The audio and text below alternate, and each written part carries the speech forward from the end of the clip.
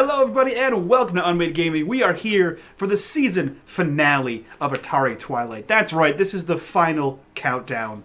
Let's just jump right into things, get our introductions done, and bring on the tears. So let's start with Metamancer. Who are you? Where can we find you on the internet? And who are you playing today? Hi, I'm Metamancer. I am a role player, game master, writer, artist. And you can find me on twitch.tv/Metamancer. I will be playing Shannon, the rebellious teenager that's just had about enough of this shit. And so we'll see how that ends for everybody tonight.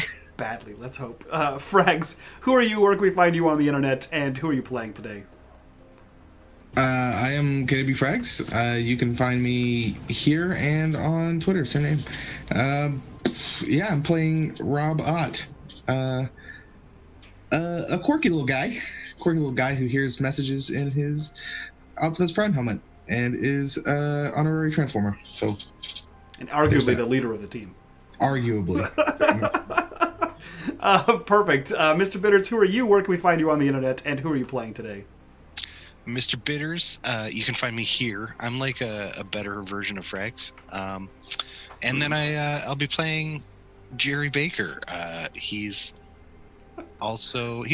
pretty much just a better version of Rob. Perfect. And last but not least, Greg, who are you? Where can we find you on the internet? And tell us about Atari Twilight. I am Greg Grimjack21502 on the Twitches and the Twitters, and Atari Twilight is set in Garrett, Maryland in the 1987 that never was. We still have the music, we still have the pop culture, we still have these lovable, adorable kids being faced with life and death circumstances as what looks to be some sort of enemy influence has descended upon their town. The entire season has led to this moment. Last episode, we had our secret war. This episode, potentially, we have the never-ending story. Which reminds me, pull up your Spotify playlists for the last time this season, as I will be calling out the cues for the music to start. We've got some action. We've got a lot of things that need to be resolved, explained, or mourned in this, our last session of Tales from the Loop. But I'm ready to go. If everyone else is ready to go, I am going to give the briefest of recaps, because this is either going to be a 30-minute long episode or it's going to go the distance. We'll see. My money's on this squad. Last episode, the crew returned from a position north of the Garrett, Maryland. The entire town was in chaos. It seems as if the enemy that they had dubbed the Decepticons were taking over. They attempted to save Mr. Derry, the science teacher, who seemed to have an affinity or an alliance with them. They also tried to save their friend Ben. They were successful with Ben. They returned to their headquarters in the Mag Truck Graveyard. There they were attacked by additional flying and grounded forces of these Decepticons. And when Mitch was alone, facing what appeared to be the father of George Butts, a truck came out of nowhere, an ambulance, crashed into George's father, driving the person into the ground. The door opened. Their young friend, Ben McKenzie, came out and said, "You're all clear, kid. Now let's blow this thing and go home." And that is exactly where we ended last session, and that is exactly where we're starting this session, as everything has come to this. The loop. Mechanically, you guys have a specific time clock in which to deal with. The loop, as positioned by the point called the Ivory Tower, once completed, their Ganon technology will go online, and everyone will be a part of them. And so with the dropping of Mr. Butts and the aerial combatant known as Starscream takes off and heads north, presumably towards the Ivory Tower, leaving Metamancer's Shannon and SUV in which she was driving to be, everyone is able to reconvene at the mag truck graveyard, plus Ben McKenzie, as you all must decide how you are going to save your city, save yourselves, and save the 80s. So for the last time, I will ask you all, what do you do? So if I recall, the SUV was traipsing through the woods, trying to evade the giant plane. And Ben McKenzie has opened the door of an ambulance and said, "Get in, kid." So I'm gonna run in. I run in. I assume like the back doors are still like flapping open in the breeze, right? So he jumps in. That's the closest door besides the one that Ben's in. He jumps into the back of the thing, scrambles his way to the front of the car, like slams the doors behind. I don't think he closes the doors. He scrambles his way to the front of the car and then immediately grabs the CB radio from the top dash of the ambulance, pulls it down, and cranks the AM station to whatever frequency the handhelds are on. And he calls over, "Autobots, they're gone. They're moving back. Guys, we gotta go. We gotta go."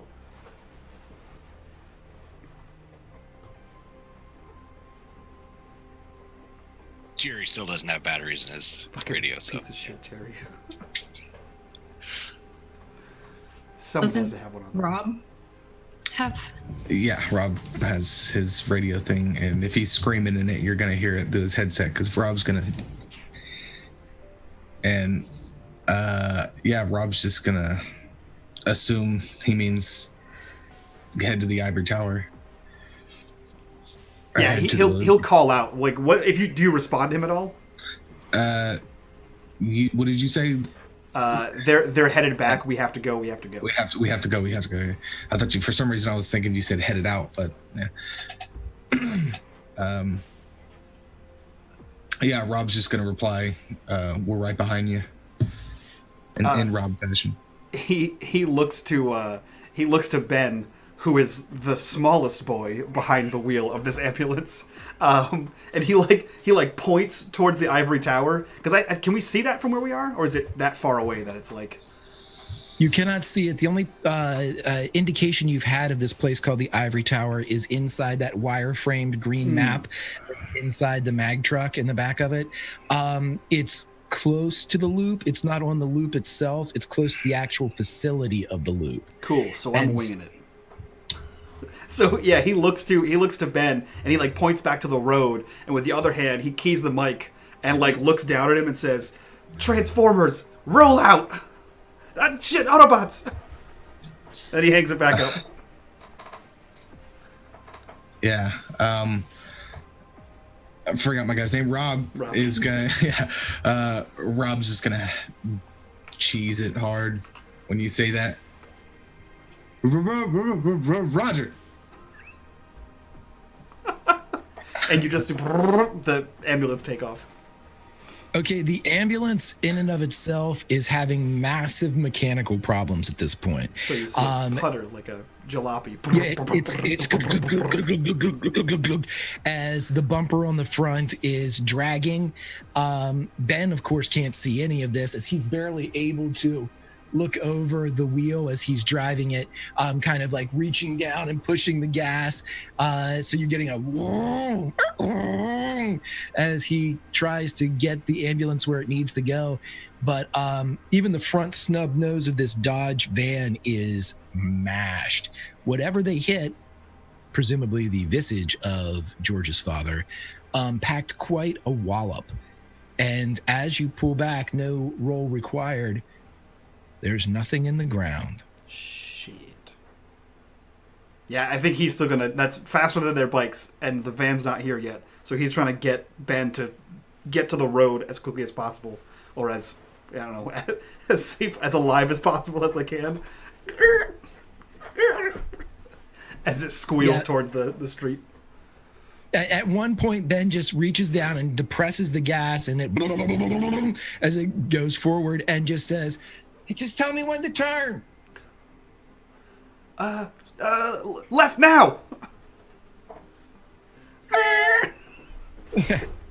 You guys crash into a bunch of shit, and you're able to make it up to the road that intersects with the same one that Meta and with Shannon driving, and the SUV had kind of ducked down to evade the aerial combatant that they had fought.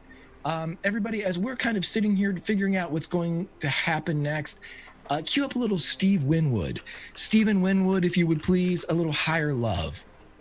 Higher love. Now we're all jamming out to it. Yeah, I think trying to get a hold of them, he just like slams all like the wigwams on, so all the lights start going off and the sirens. And he picks back up the mic. We need a pickup. We need a pickup.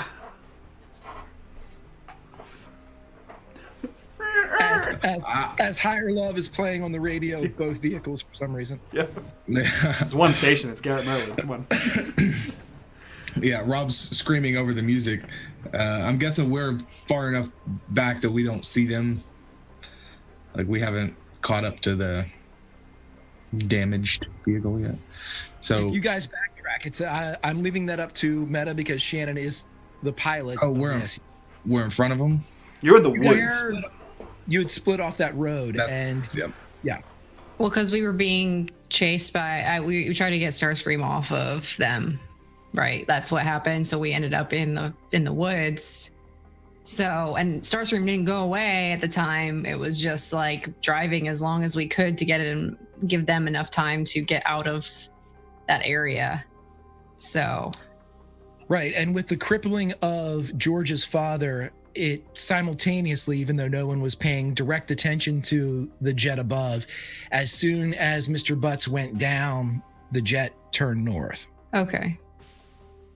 Yeah. So as long as Rob tells Shannon what's going on, she'll make adjustments.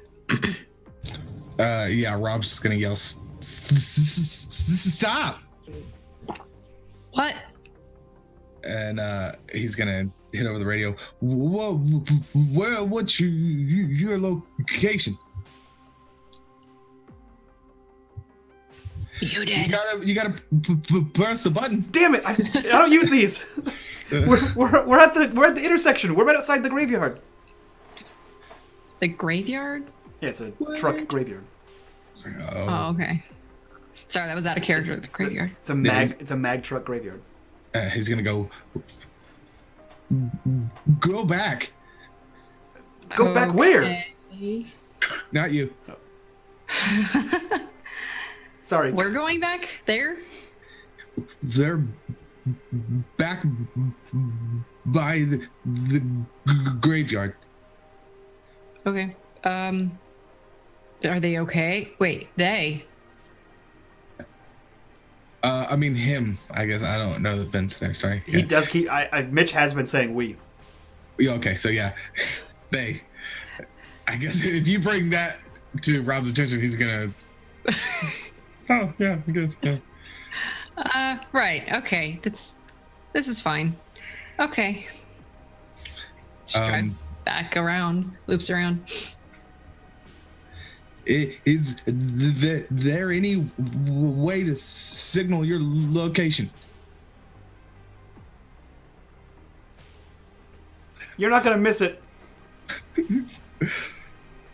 Oh, he's gonna look over at Shannon. Oh, okay. Give me that look. That's a weird look. What does that mean? We can't miss him. That's just his face. I feel like the moment you guys break the trees and onto the street, you just see, woo, woo, as the ambulance is lighting up.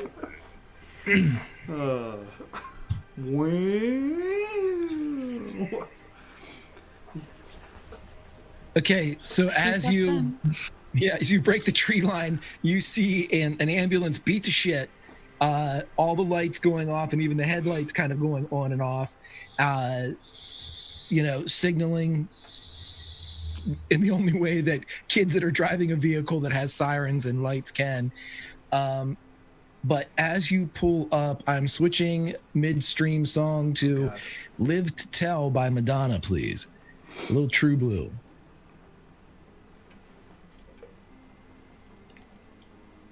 Jerry, whenever they pull up, you see peeking over you see Ben as he peeks over the wheel, and you see him throw open the door and start running toward you. Holy shit! Holy shit! Stop! Shannon slams on the brakes. What?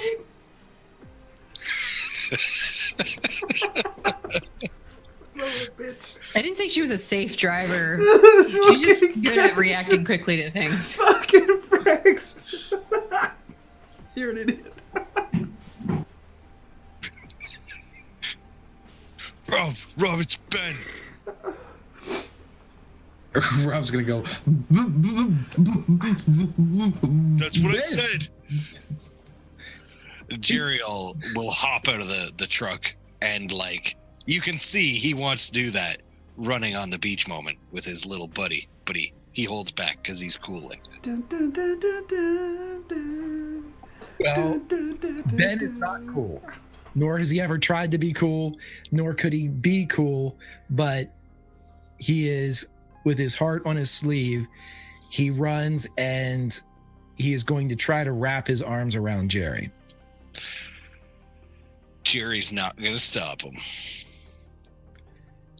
He absolutely, one of his battered, fractured arm is still in a cast despite him being in a coma, and you feel the plaster kind of hit the small of your back as the much smaller boy starts to cry and just like pulls into your larger frame, and all you can hear is him saying, "He killed my mom."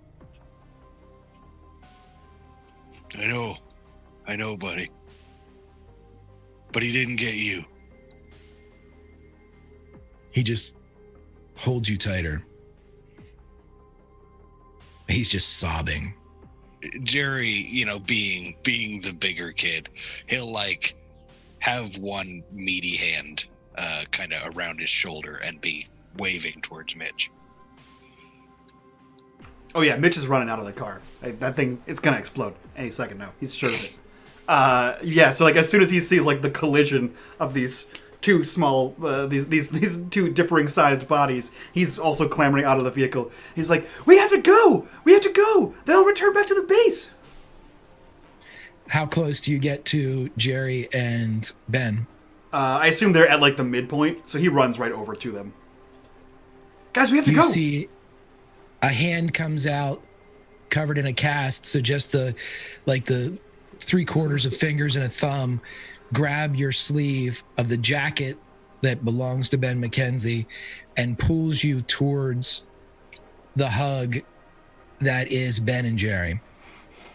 First time I've said it that way. Damn it, Greg. Yeah, he goes in. Like he feels the tug, and like that's Ben, man. And he goes in, and he has like one arm around Ben and the other arm around like Jerry. Like he's trying to reach up on Jerry and like get his shoulder, so it's more bro-y and less affectionate hug. So he gets him on the shoulder. And he like gives this. He squeezes in there. Ben reaches for Rob with his good hand.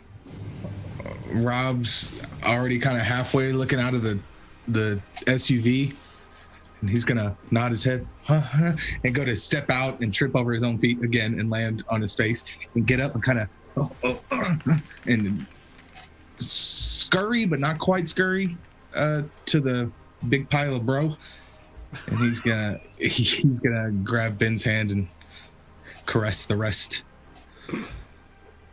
For a moment, the four of you are held there, and a moment goes by, and the red, tear-streaked eyes of Ben look up, and he says,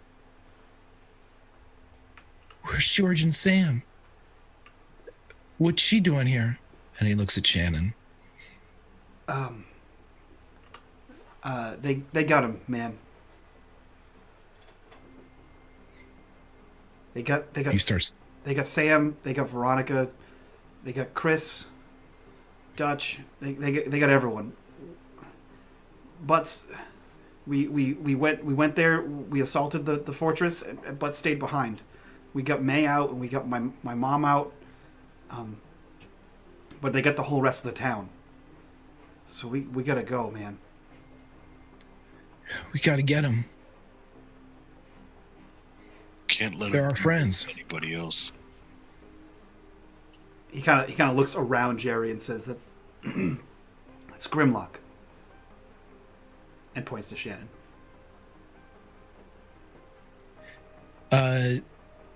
Meta, you would see, or Shannon would see, the right hand covered in plaster reaches out from this bro pile, and it's offered more like a shake or a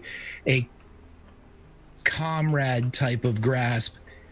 And this small boy with this Prince Valiant haircut says, Grimlock, it's a pleasure to meet you. Thanks. She like extends her hand out too and just says, you too. We kind of met before, but you weren't really, it's complicated. He holds your hand for a second and you feel a squeeze as the fingers and the thumb squeeze a bit into your hand. And I remember. I heard you. Oh, right. Glad you're walking around by yourself. Dude, we have so much to tell you. My dad's a robot. We got the chief. There's no time. Jerry's a superhero. He looks at you, see him look without a roll. You all see him look at Jerry when the superhero comment is made, and you can tell in the eyes of Ben McKenzie, he's always been a superhero. Go on now. Stop it, Greg.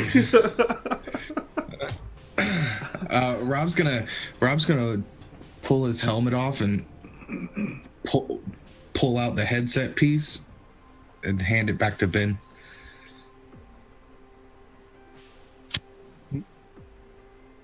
No, you hold on to it.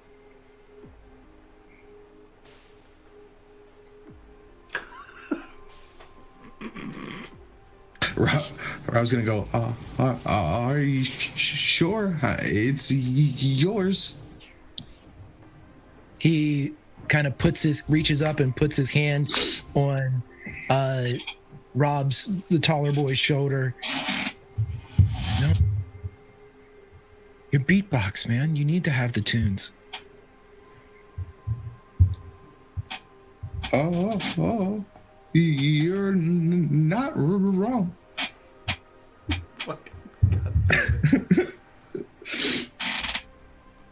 And he's gonna awkwardly kind of shuffle out of the pile. Maybe we go? Yeah, we gotta go. We'll fill you out on the ride. Shannon, we gotta go back to the loop, but not to Ganon. It's a new place. And he does his best to explain where it is. I don't think we can miss it. It's a giant tower. It's called the Ivory Tower. It's huge. But you go like you're going to Ganon, but instead of taking the right, you take a left. And it's not like at the loop. It's like at the main, where the main buildings are? It just, we'll see it.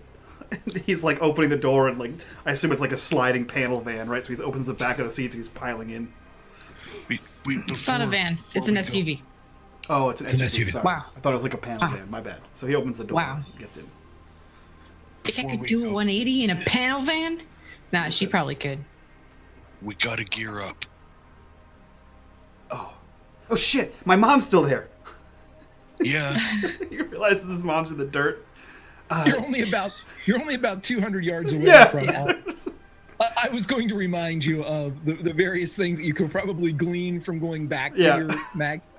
But shit. yeah, May and your mom are currently in the dirt where Mr. Butts dropped them, as is the readout of the Ivory Tower facility that at this point only Mitch has seen. Oh god, So- Ben ran over Mr. Butts. It was awesome. That's why the truck's all messed up. He hit him. That was cool. Now who's a superhero? Yeah, that was the coolest thing I've ever seen you do. He hit a road bike.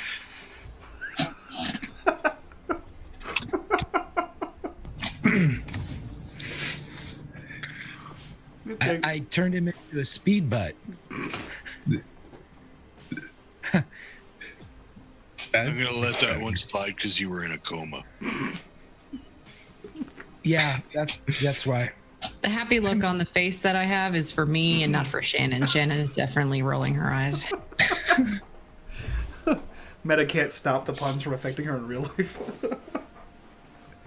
It's her acting weakness, puns. Yes, puns are my only weakness. Yeah, I didn't see Butts' body. We gotta go back though. I just realized my mom and May are on the ground. They were unconscious. He was trying to steal them back, I think. Oh, What? what? Yeah. Yeah, no, they were on the ground. Look, there was flying planes that transformed like actual Transformers, and we ran over Mr. Butts. Rob's just gonna turn around and start screaming. Hey! Get in the car. You guys are able to quickly, whether you take the car or not, it's still only a couple hundred yards because Ben did not get you out of the grav truck graveyard with any type of speed. He crashed into a bunch of shit. But you guys are able to get back to your headquarters. May and your mom are there, no worse for wear. They're still in that loopy state that they've been in. And the readout for the ivory tower is much more defined if you go up into the mag truck. In fact, the screen that you had normally looked at, that kind of 6-inch by 8-inch green huge screen, has grown to roughly 3 feet by 4 feet. Oh wow. Yeah, I think like once they get back there, I assume like Rob's helping May, but Mitch would be helping his mom back into the truck because to him that's still the safest place to be. But yeah, he's like, come on, up, just grab on the first rung and up the ladder. Come on, and he's trying to help her into the place. I think that's when he would see this giant map, and he would kind of call to everyone else, "Hey guys, the truck evolved again." It transformed again. Can it drive yet? I don't think so. Then it doesn't matter. No, there's a map, though. Like a huge map. Like the whole side of the... You should take a look at this. Oh, my robot left. Sorry, it's been a lot going on. What do you mean it left? It's not here anymore. How do you lose a robot? Well- Don't just run away. Well, we went to Ganon and came back, and then when I went inside and you guys went everywhere else, the robot was gone. So, it did just go away. Yeah. Wait a minute. Where's Van Halen? You guys see at this point Ben's over in the corner that used to be his, and there's a bunch of like hair products and like plastic combs, and he says, did George take my spot? Yeah. Well,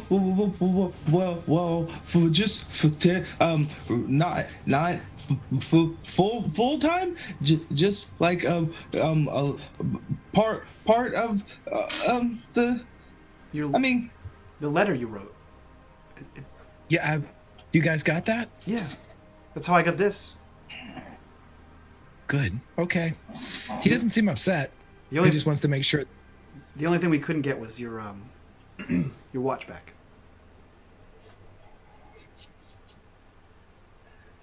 That's okay. Things a little too chill.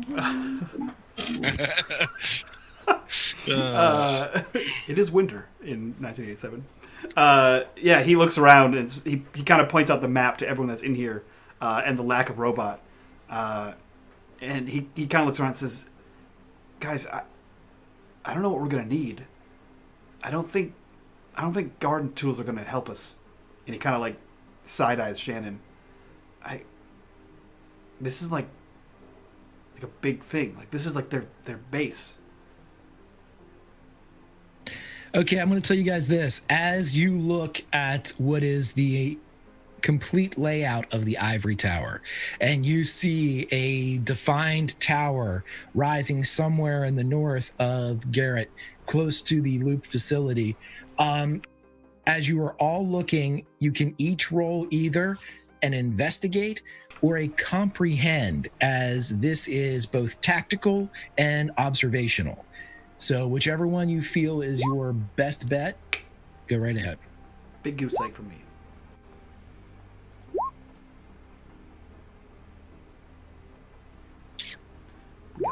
We got one success on the comprehend from our, Okay. our fearless leader. I was going to say, Rob, as everyone is looking at this thing, it just looks like a fortress. I mean, it looks like something out of Two Towers. I mean, it's helms deep. It's incapable of being breached. But when you're looking at it, there's something in your mind that sees. It's almost like looking at a puzzle or a maze on the back of a child's mat at a restaurant. Just by looking at it, you can see how the pieces sort of fit or the way through. And as you're looking, readouts begin to pop up that didn't seem to have any type of relation at first, but as you're understanding the layout of the ivory tower, these readouts seem to make sense. And about an hour and a half later, Rob, here's what you come up with. You can see that there is what looks to be an elevated wall heading from east to west in a kind of a horseshoe pattern around the ivory tower. At one point along this elevated wall, that if this is to be the scales to be believed, is about 60 feet above the ground, whether that be elevated rock or forest or whatever it is. It's green, it's tough to tell. But it looks like there's a narrow walkway, too small for a car, but the motorcycle or the pingmobile might be able to negotiate this kind of elevated wall highway. As you're looking, you see that there is the sub-relays that everyone's been kind of, I'm assuming you've all shared information at this point. And as soon as the circuit for the ivory tower is completed, Ganon will go online, and basically there'll be no stopping this enemy that you have been encountering this season. But very simply, it seems laid out by this Teletran 2, if two relays at either end of this elevated highway are turned off within 60 seconds of one another, and inside the ivory tower, a code is entered provided by both of the shutdown switches, Ganon can be prevented.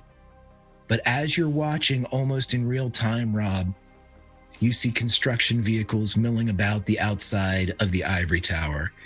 You see a wireframe jet fly over the top in a very odd 3D rendering. You see what looks to be some type of great cat walking along the top of the wall.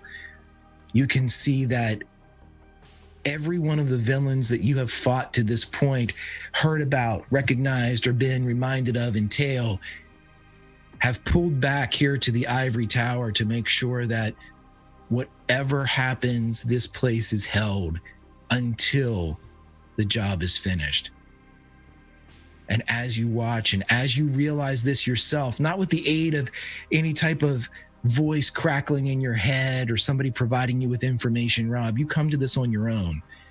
You see it clearly. And when it is seen and when it is contemplated, only then does a voice sound inside your helmet. You don't have much time.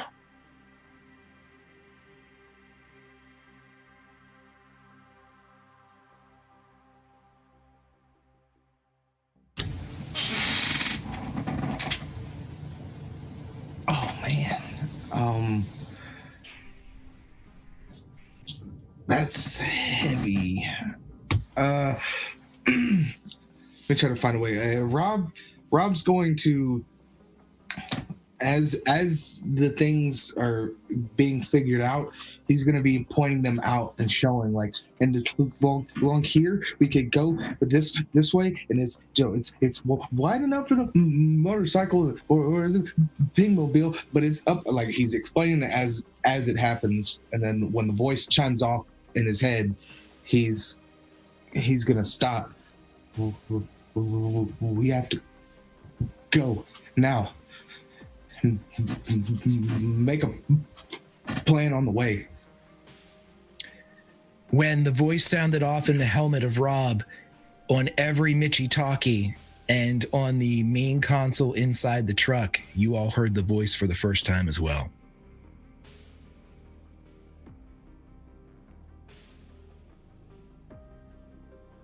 I'm gonna say instinctually, Shannon probably starts to like try to get the console out because of all the other shit that's happened in the cars before. Unless somebody stops her, she's like trying to like smash it with anything she can get her hands on, essentially. In the SUV or in the? Yeah, in the SUV. Oh, you smashed the SUV all you want. Didn't you already tear that thing out of there? No, you guys are inside the mag truck. You're inside your headquarters right now. So this would be. Oh, I thought we were in the SUV. No, we went back to go pick up my mom in May. Yeah. Okay, yeah, well then definitely then the mag truck, yeah. If you go to smash the mag truck, yeah, immediately Mitch goes, what are you doing? It's talking. No, I know, that's Optimus Prime. Don't you recognize the voice? Wasn't this the first time she's hearing his voice? Absolutely. Yeah. This is the first time that they're I was all like, Yeah, you have a TV, right? no.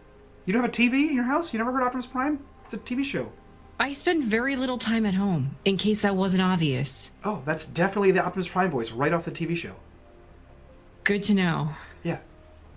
And he like looks to Rob Super not helpful right now. as if Rob's the explanation. Yeah, obviously. That's him. Yeah, don't smash the base. That's our base. Okay, we have to go. Okay, what's the plan? She's broken. Ben, I'm sorry, but you're still broken, and I don't want to get you more hurt or recaptured. We need their help. With what? What can they do? And he points to his mom and May. Well, he was just saying we have to go to 3 different spaces, basically, unless you can clone yourself or something. No, but without him, there's still 4 of us. So you want everyone to go by themselves, because that's definitely not the makings of a horror movie. No, look. And he points to the screen, and then he points to like the Teletran 2 array. He says, Ben, can you be our eyes in the sky? You can see everything. You can see where the Constructicons are. No? I'm coming with you guys. Shit. Okay. Then we're going in blind. We take a mental picture, and then we just run in. We got Rob. We got what now? We got Rob. He's talking on. Optimus can be our eyes. Huh? All right. He's gonna do this to Ben. Like, that's what you're talking about, right? And when you look at Ben, you realize that's not what he's talking about. He's talking about, besides Optimus, they have you. Rob, Huh? transform. Rob's just gonna go. Not inside here.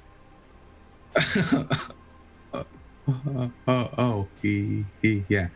And Rob's gonna climb down the thing and kind of look up as he's walking off.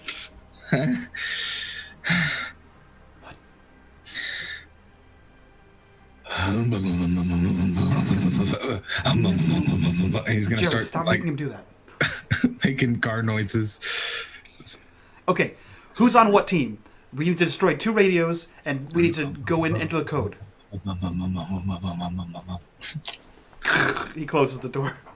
That was, Literally, it's just left or right. Who wants to stay put in the center? Or I don't know if it's in the center. Who wants to do each part? Yeah, okay. To break it down narratively, you guys have, if the wire map is to be believed, you have an elevated, almost on the top of like a Great Wall of China type of situation. On one end of it, you have a relay that needs to be switched or flipped. On the opposite side, you have a relay that needs to be flipped within 1 minute of each other. And then inside the wall at the tower itself, once both are flipped, a code will be delivered to you. You enter the code, and it seems to be as simple as that.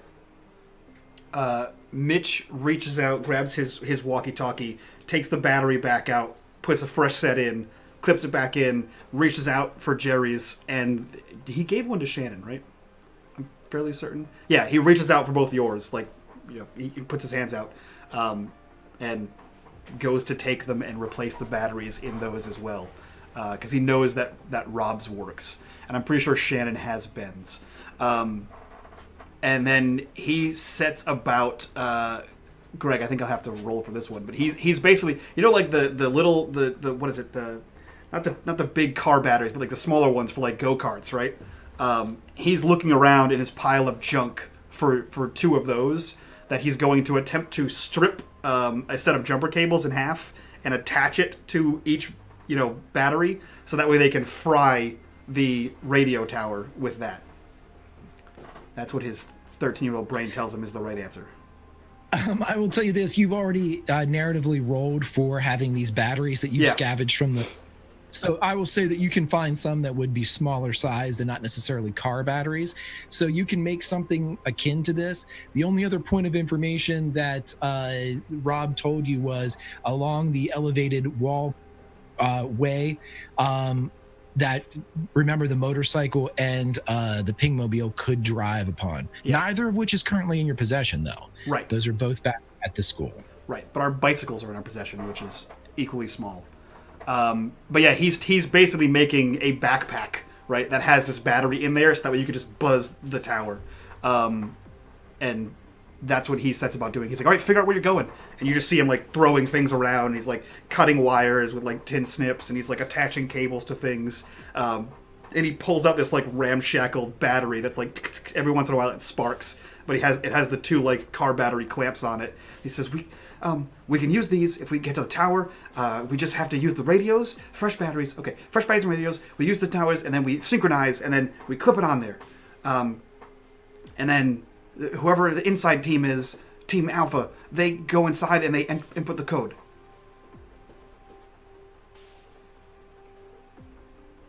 Okay. Great plan. Okay. I guess I need my bike. Yeah, or a bicycle, whatever works. I mean, all the bicycles are here, and we could probably throw them in the back of the van. Ben's probably not riding a bicycle. I feel like he's probably not riding any of the other options either. Then he should go to the center. Say and put the code. Why don't we put two bikes in the back, and then me and Rob will get off and we'll ride on the fence all the way over. We'll blow the thing, and you, Jerry, and Ben, you can ride the car right into the main base. You're there just gonna let us drive the car in? I mean, they're definitely not gonna let you drive a bike in. At least you have shielding with the car. What if we can't get in? It's much harder to run someone over on a bicycle or a motorcycle than a van. I think you meant the other way around. Yeah. No, it's much harder to run someone over on a bicycle than it is in a van. Oh, I thought you meant we were getting run over. No, run them over. It worked for Ben. He smashed into Mr. Butts. Messed him up pretty good. Something tells me not all of them are going to be the same height and all that of Mr. Butts. And there was that plane. With that revelation, Ben points to the map and all the construction vehicles that seem to be right around the tower. And he looks at Shannon and looks at Jerry. Devastator. Okay, so where's the Pingmobile? And the bike? Both are at the school, 50 yards from each other. Damn it. Presumably. Yep. Because I took the SUV back. Can we put the bike in the SUV? And the Pingmobile? Yes, you can put them in there. You did not put them in there, but you can. Why don't we take the van down there, put all the bikes in, put 2 bicycles in, and then we'll go How are we all gonna fit? on laps. Well, at least I'm driving. Perfect. Jerry like wanders over to his corner because he came back for an epic getting ready montage and he just hasn't gotten there yet. But from over there, he just says, "Yeah, we'll do this. We're gonna do this." And in the meantime, he's changing back into his Stop Jerry shirt and tearing the sleeves off it while he puts it on. Everybody, while this montage is playing, please cue up a little "The Touch" by Stan Bush, please. We got Go right ahead. yeah. So he tears the sleeves off his Stop Jerry shirt and keeps one of them, stuffs it into the neck of a half-full liquor bottle. And then his final piece of equipment is the chainsaw. He's never fired it up, but he's had it for some time. Jeff's chainsaw. I forget you stole Jeff's chainsaw. Yeah. I'm taking this. Good old steel. It's reliable. It's a steal. It looks like it's seen very little use because, as the narrative is stated, Jeff doesn't leave his trailer. Right. And as there isn't anything in his trailer that needs felled, the chainsaw itself is in pristine, sharpened condition. I've got a plan for Devastator. I can deal with him. I hope your powers She'll work. get you in. All right. I think we got a plan. Let's go tell Rob. And as you arrive outside, Rob is changed into an excellent, awesome camper van. Like the van from Ben 10. yeah. So, What are He's you not. doing? no, he's not. Damn. All right, we got a plan. You ready?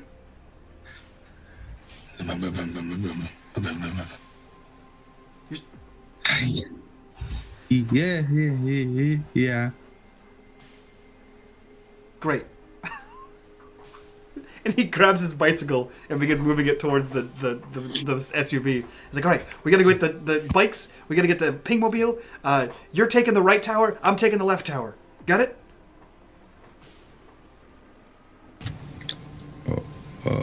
Okay.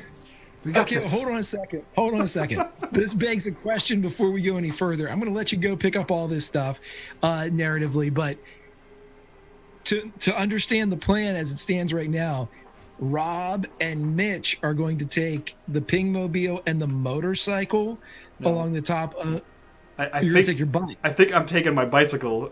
So my intent was I take the bicycle and Rob takes the bicycle, and then because there's 3 of them, they all can't fit on the motorcycle. Is that one takes the motorcycle and one takes the pingmobile down the center because they're the fastest.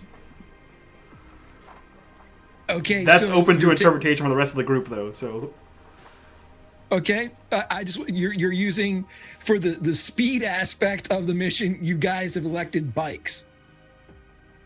Okay. I thought Shannon was getting these bikes, the pingmobile and the motorcycle, into the SUV somehow with all of you guys, I'll be right back. right? And they were all driving to the ivory tower, and then one person would go on the pingmobile and the other person would go on the motorcycle to get to either radio towers to disable them. sure, While if you trust One of someone on us your motorcycle, drives down the center that could work. to the central fail-safe, we'll call. I don't know. Does Shannon trust anybody to actually drive her motorcycle? No. Does it matter? Probably not. Well, Then that's the It's not plan. like they can drive the car. Maybe Ben could. Maybe. Actually, Mitch can drive. Mitch works in an auto body shop. He's probably the only one that But can he's not saying that he wants to drive down the center to. no, I think he said several times about using your bike, and you're like, no one's driving my bike but me. So he just threw that option out the window and was like, I'll take the bicycle then. Fuck it. Yeah, the bicycle's too slow, and you need you can only have a 60-second window between each tower, right? So in this case, if you're trying to go for speed over stealth, then the obvious path is for, well, technically it would be better if there were 4 different vehicles, but if you guys want to roll a calculate, you can go right ahead. No, so Shannon already has it, but if the rest of you want to so roll Mitch will take your motorcycle, and then Rob will take the Pingmobile, and you guys drive the truck. But we technically would need a 4th. We need somebody to distract, right? To get the attention away from those towers. Jerry just said that's what he was doing. When did he say that? When he picked up the chainsaw and said, I'll get you inside. Oh, the chainsaw. Okay, I'm sorry. I can't sometimes me, AK Shannon, can't tell when Jerry's just being Jerry or when he's actually trying to help with the plan because he literally had a chainsaw. That's the idea. That's you've nailed it. That's videos in a nutshell. Great. Yeah, okay, so that's the plan. So we're driving to the school again. Yep, you guys are able to drive through Garrett, and I'm assuming that Mitch's mom and May are being left in the mag truck for safekeeping. And as you enter into Garrett, the streets are silent. Where the chaos reigned before, no one is on the streets. You see elements of this civil unrest. You can see like abandoned vehicles. Some homes have their doors open. With it being cold and blowing snow like this, it's odd to see such a vacancy to the town that you've grown up in. But as you're going through here, you pull up out front of Edgar Allan Poe Middle School, and no cars are in the parking lot. The matching or the twin SUV that had been here previously is gone. But the motorcycle is still there, and the Pingmobile on its kickstand used as a distraction is still there. So you guys can load up and head north if you so desire. Well, let's go. Let's get these in the SUV, in the car. Get them in the car. Perfect.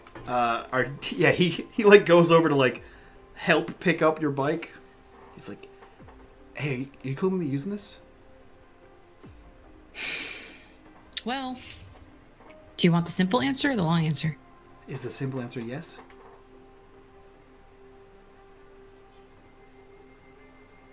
Both answers are no. I mean, you can ride it and I'll go inside. That'd probably be better, but who's going to drive the car? I mean, I've backed up a 6-speed. 5-speed? 5-speed. I backed up a car. I pulled them into the garage. I could figure it out. It's not that hard.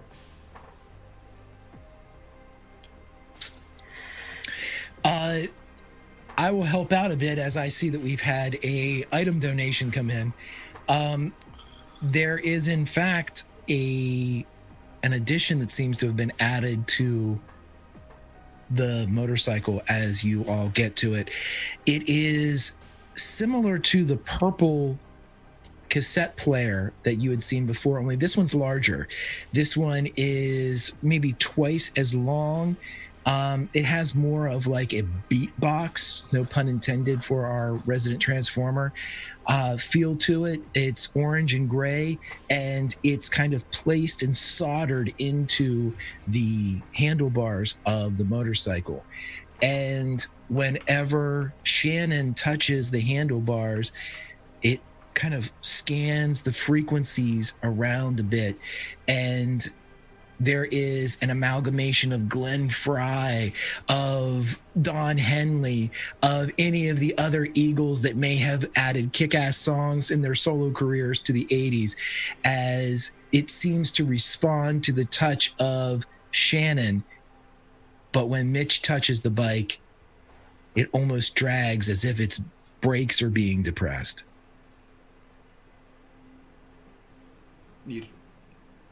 Why are you touching? Stop. Why are you What? breaking it? I just picked it up. It's okay. I mean, I don't think you can push a bike wrong. I can't believe you're a mechanic. You push it forward. You pop it into neutral and push it forward. I'm a car mechanic. An engine's an engine. Shut up. Do you want to take the bike or do you want to take the car? I'm taking my bike. Obviously, it's Okay. very offended by you somehow. Great. Then you get the backpack and I'll take the car. And I don't know what the hell Jerry's doing, but we'll figure it out. All right. Cool. And he's like, he goes to like push it and then it like locks up again. He's like, I don't know what to do. And he just walks off. got it. He walks off to go help Rob.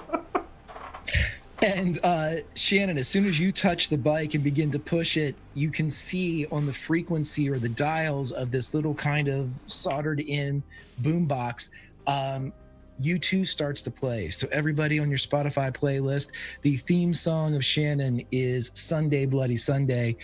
Cue that one up as it continues to play even as you place it inside the SUV. And U2 and the sounds of Bono travel with you north as the group gets ready. As soon as you pass through the city limits of Garrett in the north, you see your first peak of the ivory tower. It's slight at first. Seems to be nothing more than a cloud gone too far to the horizon. But as you creep higher into the mountains, so too does it creep into the sky. And you see this shard, this special mountain. And as you get closer, it gets larger until it dominates your vision. You are heading towards the end, my friends. What do you do to prepare? And what do you say to one another as the Pingmobile, the motorcycle, the SUV, the kids, and Ben prepare to part ways?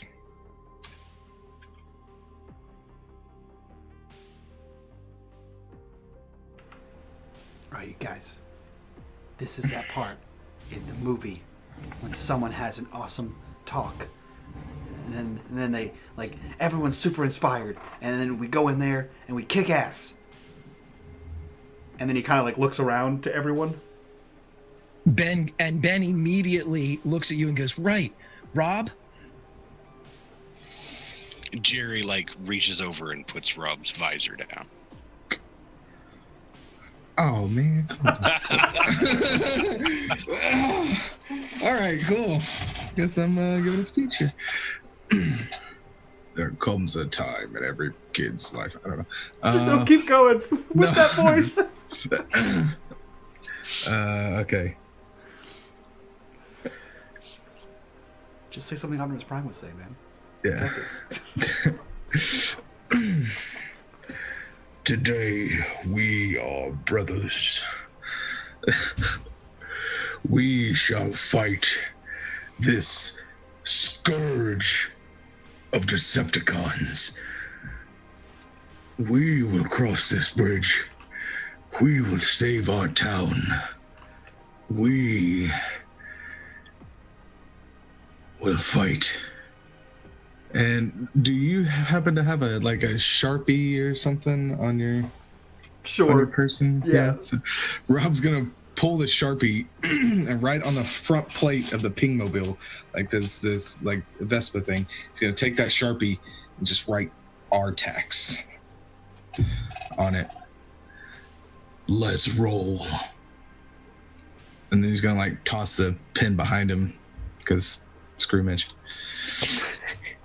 Also because he thinks it looks cool. That's my good Okay, so as you all come down and you begin to lower into the valley that holds the ivory tower, you see now in vivid, a full display instead of Memorex, you see the large tower, the wall that goes from the ground and curls up into the air to the west and to the east, you see that there is a gate in the middle. The gate is just chain link, but beyond it is the ivory tower itself. In the air above, a jet flies back and forth. Inside, through the gate, you can see construction vehicles, purple and green. Beyond that, the tower. And even from your position, you can see what looks like a station of some kind in the tower. It looks like a computer screen or several. It seems to be just like the screen Intellitran 2 commanded. What are you guys going to do? I assume we stop to get the bikes out, right? How far away are we, Greg? You can stop. Yeah, you have a full vision of this about a half mile out. Okay. So you can stop about a half mile out and still maintain. Do we see where the entrance points are for the bikes to get on the wall? Everything seems to be within about a 30-foot area. The gates, and then on either side are the elevated kind of ramps that lead up to the top of the wall. So at that point, you would have to pick who's going right, who's going left, and who's going into the center. I will tell you this, Ben will not leave Jerry's side. Yeah, I guess Mitch kind of like, he motions over to Shannon to stop. Sorry, we gotta switch here. Do you want to go right? Rob, you go left. You both have walkie-talkies. Jerry, I don't know what the hell you're doing, but make it good. And I'll go down the middle. We just get in the middle. You, me, and Ben. Okay. So I'll keep you guys safe. I'll plow through the gate first. That'll be the distraction. You two take the flank and buzz the towers, and then whatever Jerry's doing. Yeah? I'm on it. Hey, Shannon, you got a lighter? Why? Jerry's gonna, offer you a homemade half-full Molotov cocktail. I don't know how I feel about you thinking that I have a lighter, but I'm gonna let it go for now. Just in case. They don't have to know in character, but does she have a lighter? Oh, she totally has a lighter. I'm actually pretty sure in the first episode we saw them smoking outside of the movie theater. That's what they were doing because they're the cool kids. Yeah, so when they stop the car, Mitch goes to get out, and he starts, helping get people out of the back of the car, the bikes and stuff, and he sees the permanent marker that Rob threw back there, and he goes, shit, wait, one more thing. And he, uncorks it, and he pulls his shirt down, and you see him start to scribble something, and then he grabs Ben and scribbles something on him, and when he lets Ben go, you see that both of their shirts say "Stop Jerry," and then he grabs Rob and does the same thing, and then looks at Shannon, and then realizes that she's a girl, and just hands her the marker. What do I need that for? I thought it would be cool if we all had a uniform, because we're a team. She takes the marker from you, and then she puts it in her back pocket, and she's like, see you on the other side. Oh, now it's way less cool. I don't get girls. And he hops back in the driver's seat and closes the door. Okay, so with Mitch in the driver's side of the SUV, Ben and Jerry both in the SUV as well, we've got Rob on the Pingmobile, and we've got Shannon on her motorcycle. Which direction are Rob and Shannon going? Who's going right? Who's going left? I believe I heard Rob was going left. So Rob's gonna go left. Yep, that's fine. But he's gonna be cool about it. Okay, so there's a moment when, as you all kind of, Rob's on the left-hand side of the SUV getting ready to make his run. Shannon's on the right-hand side of the SUV getting ready to make her run. I am going to turn towards chat and tell everybody there is a song in the Spotify playlist called Dare by Stan Bush. Put that on and hit repeat as we are going into the Ivory Tower. And so as you all look down on this road, there are no guards, but this is the final approach for you as a team. At this point, I want you all to roll your best score. So whatever you have, I don't care what it is, whatever you have the most in, everyone roll it, please, and tell me what you roll.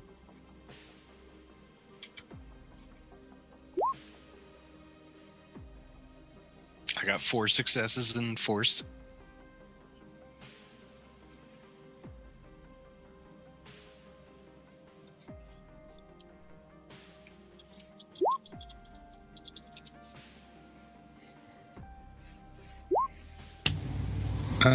Zero successes in sneak.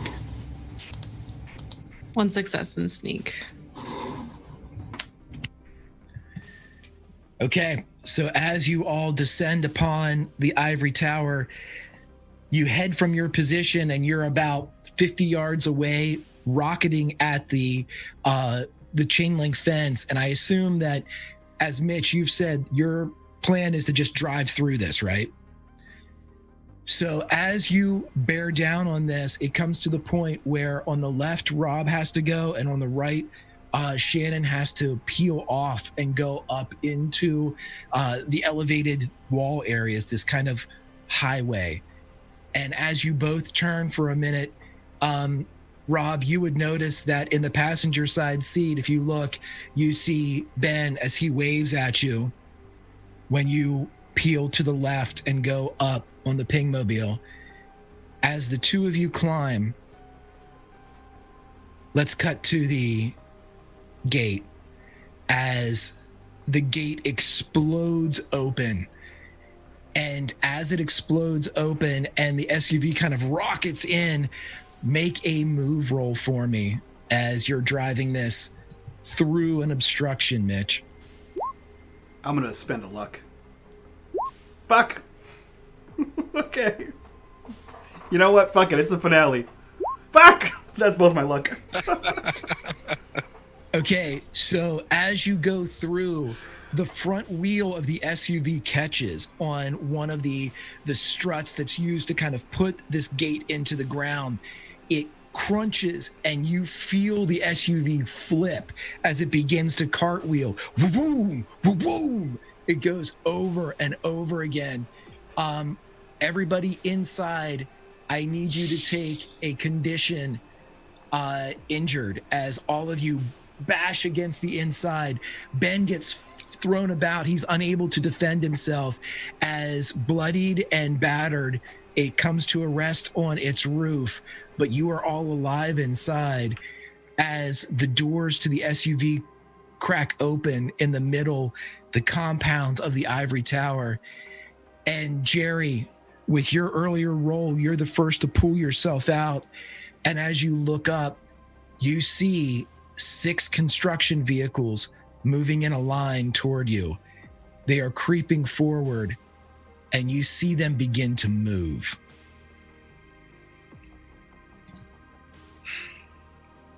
You guys get to the tower. All right. And he begins to kick the driver's side door out. Ben, are you coming? Ben pulls himself out, but you see him reach into his pocket and he pulls out a roll of pennies and puts it in his left hand. I'm staying with Jerry. Ben, I need you to end this. He looks up. You're all I got left. Well, then don't die. He's not moving. Mitch Fine. walks. Oh, good. Mitch, get in there. Mitch, get in there. We'll get this. Mitch walks over before he leaves, and he pulls off the army jacket, vest included, and puts it on like just the shoulders of Ben, and he like grabs him and he says, "It's armor," and then he takes off running as fast as he can towards the tower. This was such a bad idea. Whose plan was this?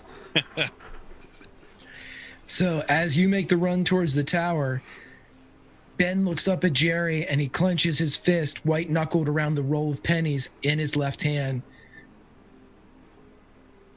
Let's get him. Jerry pulls out a matching roll of pennies, putting it in a meaty right fist. And I think shoulder to shoulder they charge these incoming construction vehicles because this is going to end well. They charge these actual trucks. Yeah. So as Jerry and Ben go charging towards these construction vehicles, they would both witness as they begin to shift and twist. They elevate as cab of truck and bulldozer shovel spin and move, and you see legs form, a waist, a chest, 2 arms, and a bestial head grows from out of this creature as it looms nearly 100 feet in the air, and it roars at the 2 boys.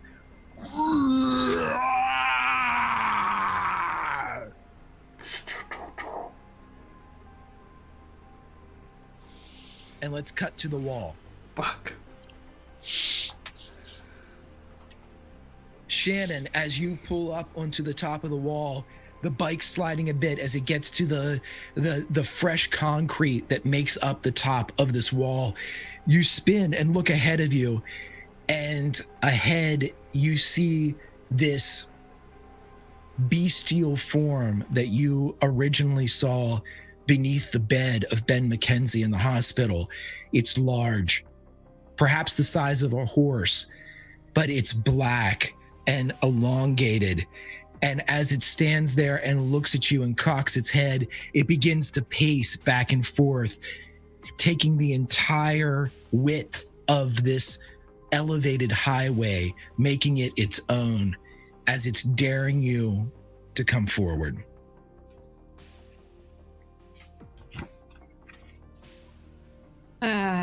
This is where I start singing Highway to Hell, huh? So, God damn.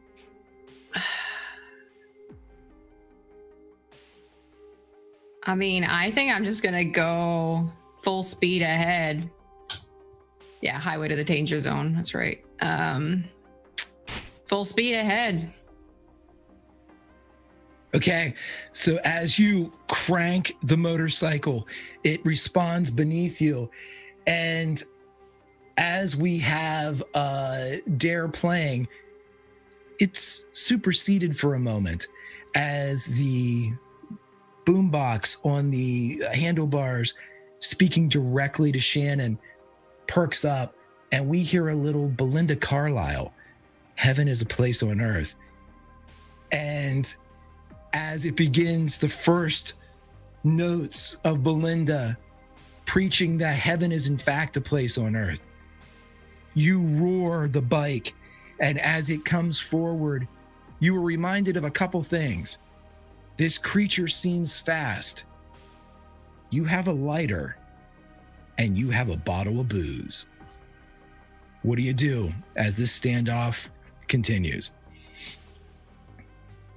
Well, I can't navigate my bike and light the bottle canvas, right? Like I can't do those things at once.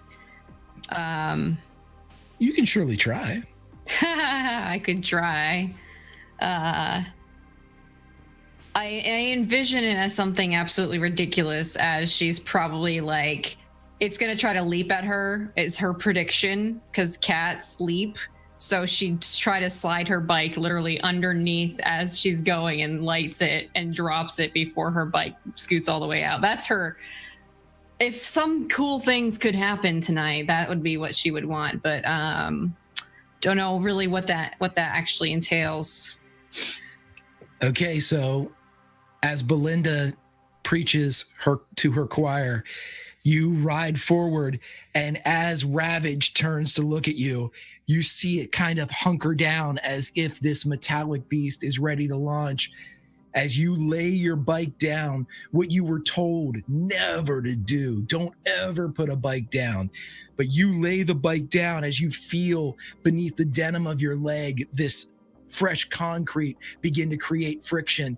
And as you roll, you pull the bottle out, the lighter out, the creature looks at you as we cut to the other side of the wall.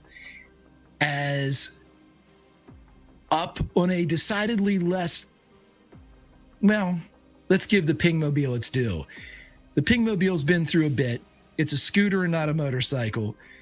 But take to the position you do as we cut back away from Belinda Carlisle to Stan Bush, because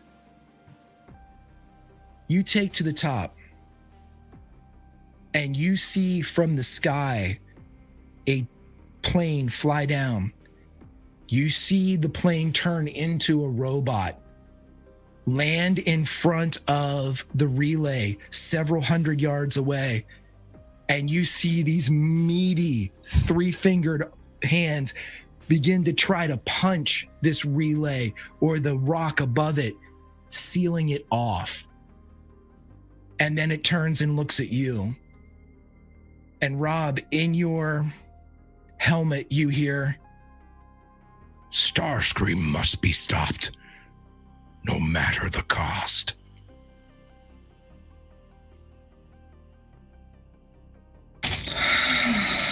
Huh. Well, so Rob's just puttering along on his scooter, and that's what I'm gonna say. I'm gonna say he's puttering along because that's what scooters do. Yeah. He's gonna see this thing fly over his head and do the rock thing and punch. Like, shoot. And man, Rob doesn't really have any weapons or defensive capabilities or anything that not a 12-year-old would have. Well, as it would happen, Rob, because you rolled a 0 on your skill check. Yeah. As you roll up onto the top of the area, an errant piece of equipment catches under the wheel of the Pingmobile, and you go flying without even seeing it as you're watching this fantastic environment with this creature in front of you. You hit the ground, your head rocks against the only thing preventing a concussion, the Optimus Prime helmet. And when you turn and look around, the front axle of the Pingmobile is broken as it is sundered, and still 400 yards away, Starscream is punching the rock, threatening to create an avalanche that would drop and cover the relay, preventing you from doing your duty. And inside your helmet, you hear Optimus Prime. "Rob." Oh, he's gonna come into my government.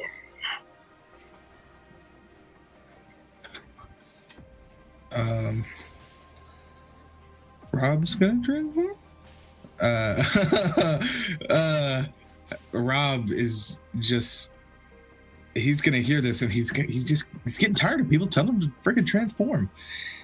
And he has had it, and just pure Rob rage comes over him, and he just charges Starscream. Roll me a lead roll here. Roger.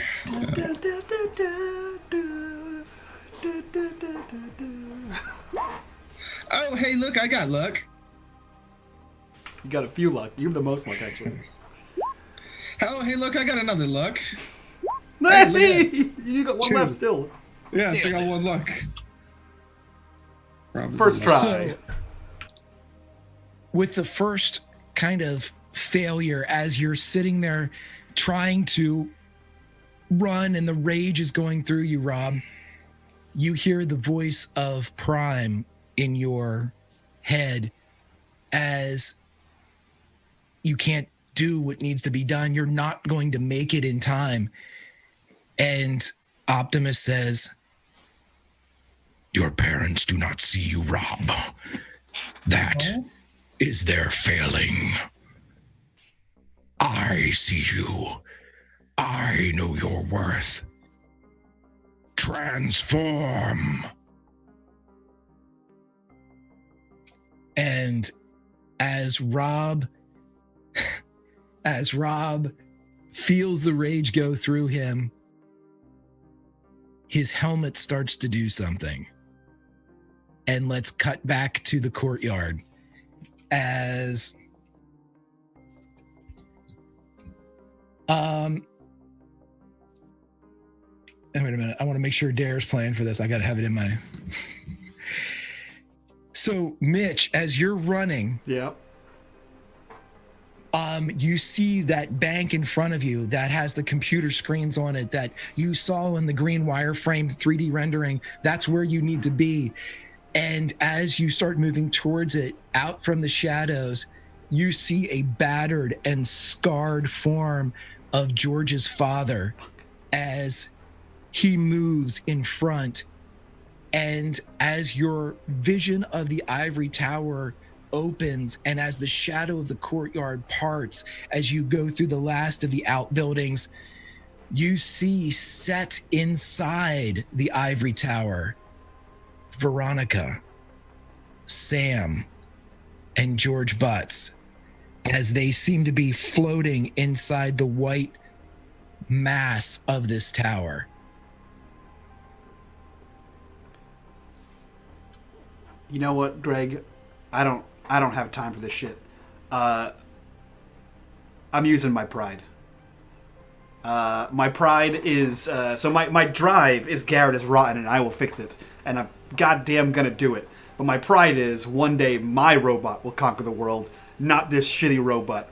So he's running and he sees this thing slide into view and he like pulls the wrench out and he does like the 80s like run by, and I'm just gonna crank him like he was the Chiefs motorcycle. I just wreck him across the face and just continue running to this bank of computers. Okay, so as you go through and you use your pride and crack this thing along the side of the face, its head turns, goes a disgusting 270 and stops as it's looking well over the right-hand shoulder that would allow for a normal human being to still be breathing. And as it turns and you hear this whine and crack, this as it moves and looks back around, you see a flash of what looks like kerosene on water, and it's not your robot that lands in front, but you see something materialize, and you know your father is with you as he stands there, and Mr. Butts throws a punch, and you see your father take it across the face and sparks fly, and it turns around and this thing that is your father says, "One, I'll hold him." I think there's a moment where like he stops to see the shimmer land, and then as soon as his dad begins to fight him, he's like, "Yeah!" And then he's like, "Shit!" And then he turns and runs back to the computers. And as you turn to run towards the computers, we are going to cut back to the courtyard as Jerry and Ben stand in front of the Devastator robot as it becomes closer, and Ben's hands are shaking and he looks up at his best friend. I think Ben took this handful of pennies in his left hand, Jerry in his right. Jerry's going to reach down and take Ben's right hand in his and point his fist at Devastator and try to channel this electricity through the conductive metal in his fist, indicate that Ben should do the same. Ben raises his fist as well as the two are standing there. And Jerry, you rolled a what? 4 successes on my force. As you look towards Devastator, as it comes towards you, roaring and lurching, Jerry, what do you do right before the energy erupts from your fists?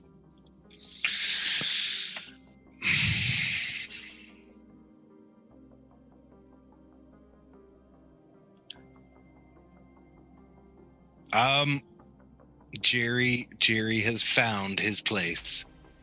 I think he's just very stoic for once.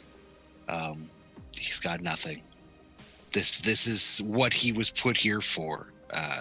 Save his friends, to stop this thing so they could do better.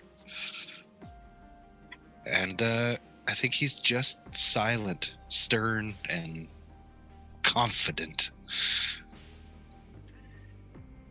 As Devastator reaches the two of you and begins to reach down with these girder-like fingers that occupy the extension of its frame, you see that stamped in various points is a 4-letter word, Alta, A-L-T-A.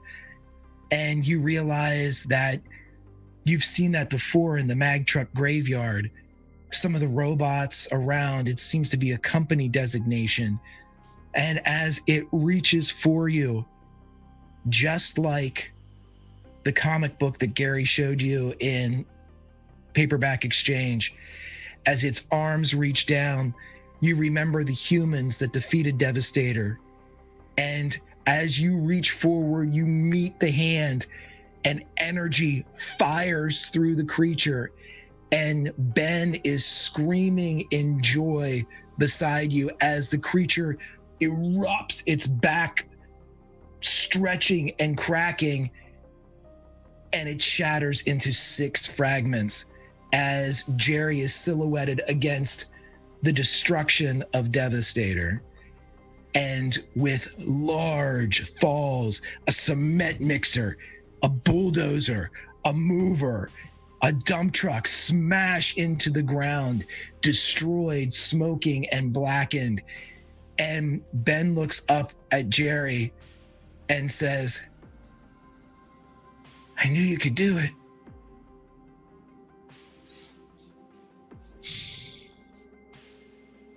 It's not over. It is for him.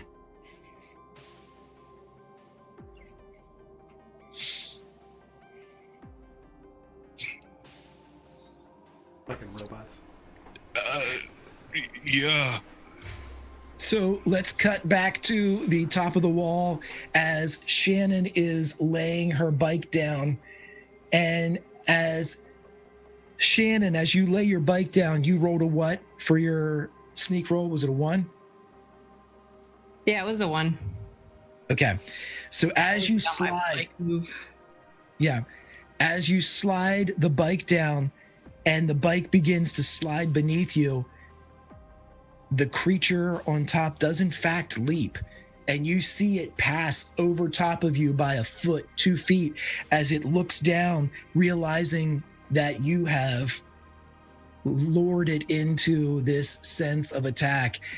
And as it goes down, it hits with sparks along the concrete, and it turns back around just as you bring lighter to liquor. What would you like to do? The way is clear ahead of you. You could ride the bike, or you could attack. I mean, it's just gonna follow me. The way is clear ahead, but not behind me. Yeah, she's already lit it anyway. So I think it's just a matter of how much time before it goes off. She probably wants it to follow into the light, right? So throwing it is probably not the best method in this particular case, given how close she is, plus how close it is to her and all this other stuff. So I think she would actually, with the other free hand, she would rev the motorcycle to like get back up and like keep the other bottle in her hand and drop it at the opportune moment.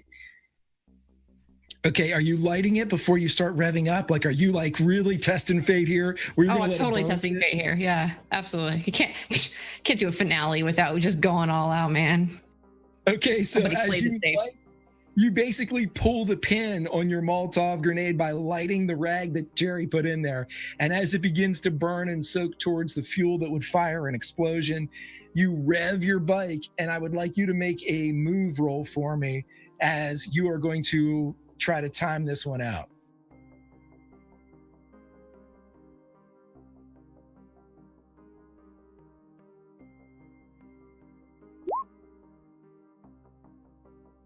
One success. So as you're riding, your right hand throwing the throttle down of your practiced and perfect bike, Belinda Carlisle shifts and takes up the cheer of Stan Bush as Dare is erupting out of the handlebars of your bike. And as it burns down in your left hand, you don't look back to see how close it is, but you can feel that it's on you. What would you like to do as you have righted the ship? You are rocketing towards where you need to be. The enemy is where you want them. Goes boom, hopefully. She drops it as she gets out of the way with her bike. I've said this line before and I like it and I'll use it again. Somewhere Michael Bay is rigidly erect as this explosion erupts behind as liquid fire and brandy and whatever alcohol is inside that causes this explosion. And a creature now resembling very much a metal object writhes inside this blistering flame as the metal itself doesn't seem to have much problem, but the wiring, the hoses sputter and split, the hydraulics fail as the creature turns, still burning, collapses on the ground, and inside the orange flame of this burning liquor, Alta, ALTA, is displayed upon the underbelly of this beast.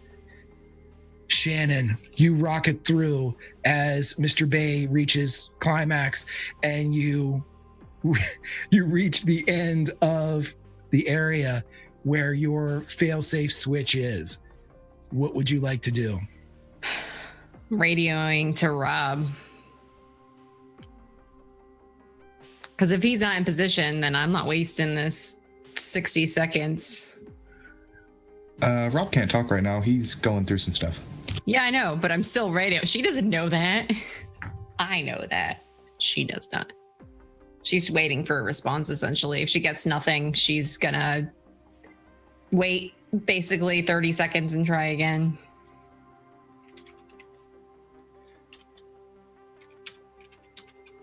Okay. So as we're going to cut back over to Rob,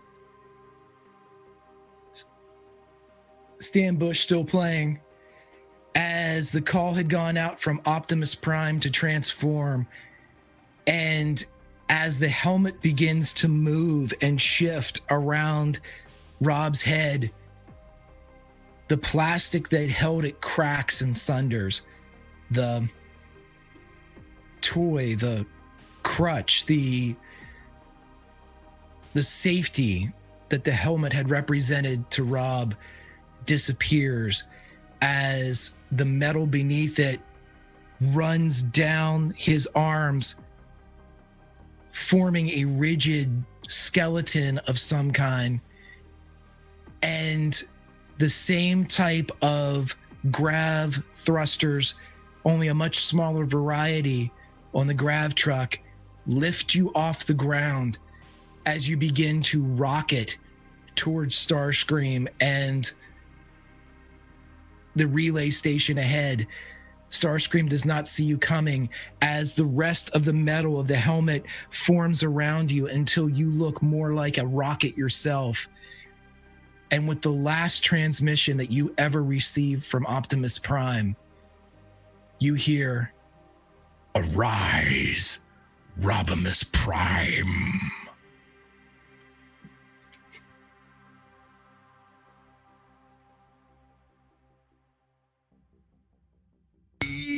Yeah. What? Yeah.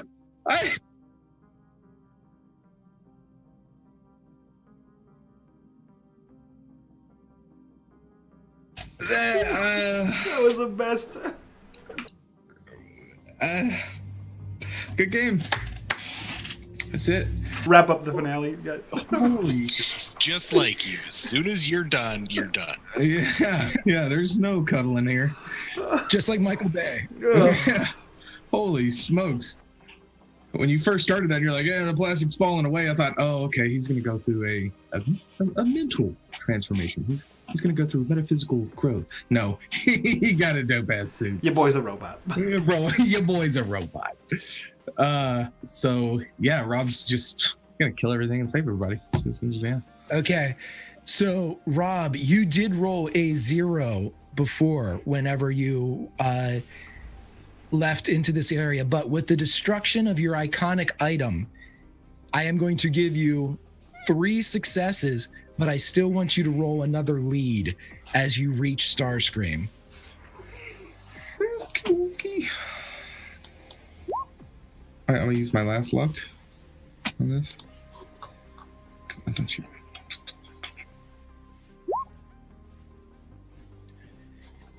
So with 3, as you come in and with Optimus Prime no longer a part or an aid or a mentor, you reach Starscream and the entirety of your suit that you've become crashes like the rocket that it was to be. And as it hits, it rents and tears, and you see Starscream turn and flip and fall. And as he does so, you see that along the back of one of the legs is written the word Alta, AMB 100, as it turns and falls off of the 60-foot wall, and you hear it smash below. The two, you are alone. Your means of communication gone. The suit that you had is rent and bent, but you pull yourself free, and through the speakers that were given to you, still on your head by Ben McKenzie, you hear Shannon. She's yelling at this point, "Rob, hello. Please don't be dead right now, because this totally sucks." What? Oh, thanks for tuning in to Shannon Radio. What the hell's going on over there? Wait, did you just yell at me? Good for you. Sorry, Bitters. What do you want? What is the status? I am at the thing that we are supposed to be at. And I got a very angry robot that's on fire right now. He did. You okay? You sound a little out of breath. Yeah. Well, I mean, adrenaline. He dead. I'm sorry, who's dead? Starscream's. He's dead. Okay. Do you have the code? Yeah. Okay, do you want to, can we just do it now? Can we tell them the code and do it? Oh wait, what if they're not in position? Damn it. It looks like a very easy actual lever that is pulled down. The code will be delivered to the ivory tower. And also, I don't know if Frags intended this or not, Rob did not stutter. He did not. Oh yeah, Shannon's noticing all sorts of fun stuff. She's very proud of Rob, but she's not going to say it right now because they still aren't in the clear. Okay. Do you have a lever? Yeah. Sure.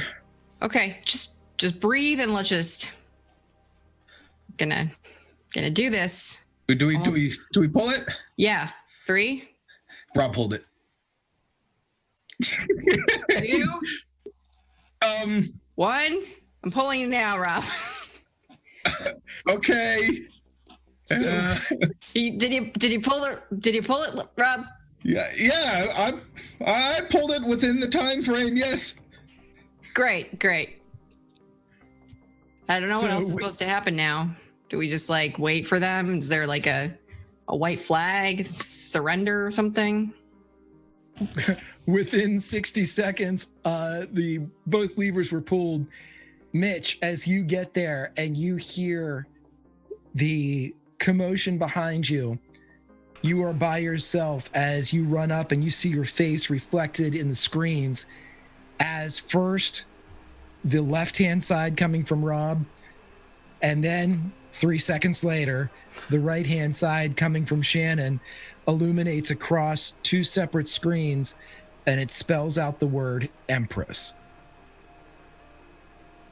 He stands over the console, looks up at like his robot dad fighting another robot dad, the devastation of Devastator, and like 2 smoldering heaps on the walls. He looks back down at the console and says, "I'm a mechanic. I have no idea what I'm doing. Shit." And then he just starts typing things. He types in Empress. He's trying to figure out how to use a computer as a 13-year-old in the 80s who doesn't know how to use a computer. Right, and your roll that you made before we went in here was a what? A 5 tinker. 5 successes. 2 seconds after you start, you understand this entire thing. Yes.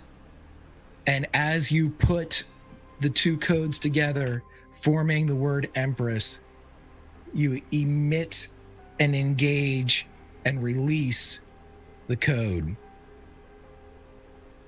And you see all of these robots, Mr. Butts, drop to the ground. And as you're looking at the screen, it says Ganon offline. He just scrambles and he realizes that he doesn't have his jacket on anymore, and he pulls out the walkie off the side of his belt, and he just cranks the knob, and he's like, "We won! Guys, we won!" And he just holds up the walkie and he's just waving it around. "We won!" For the first time since he got it, Jerry's walkie-talkie does something and he jumps. It just squawks out, "We won!" As you turn around, Mitch, you see the figure of George Butts' dad drop to the ground, but you also see that the figure of your father has been torn in half from waist up to legs down, and you see the head loll over towards you. Son. What the fuck, Greg? Yeah, I think he just drops the Michitaki and runs over to the severed torso of his dad. What happened? When you run over, you realize that there are sparks and fluids, but no blood.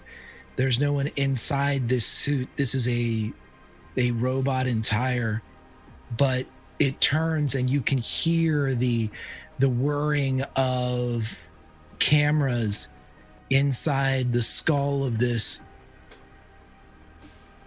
Sean.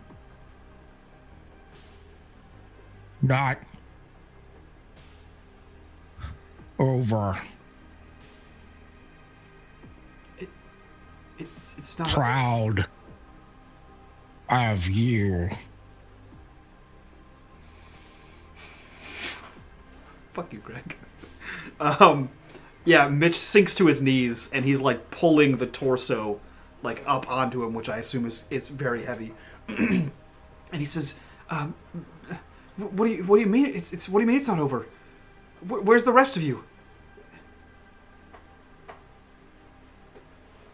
the future. And you see the eyes go dim. What? What the hell does that mean? Dad? Dad? He's like shaking the robot half. And at this point, I would like everybody to cue up The tears? the Neverending Story from the Neverending Story soundtrack. It's in the Spotify playlist, number 1. And we are going to cut to New Year's Eve, 1987. As the group that we have here is assembled inside the Paperback Exchange.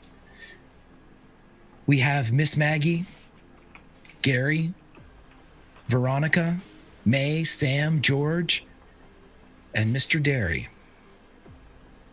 As everyone is present, Garrett, Maryland, had suffered from a gas leak, it seems, as a former mine had let loose some radon gas, the government is saying, causing hallucinations. And everything's fine now, though, everyone. Don't worry. And 1988 promises to be a fantastic year. And Mr. Derry, for the first time that you've seen him since the events of earlier in the year, comes forward and says, Happy New Year. I hope so.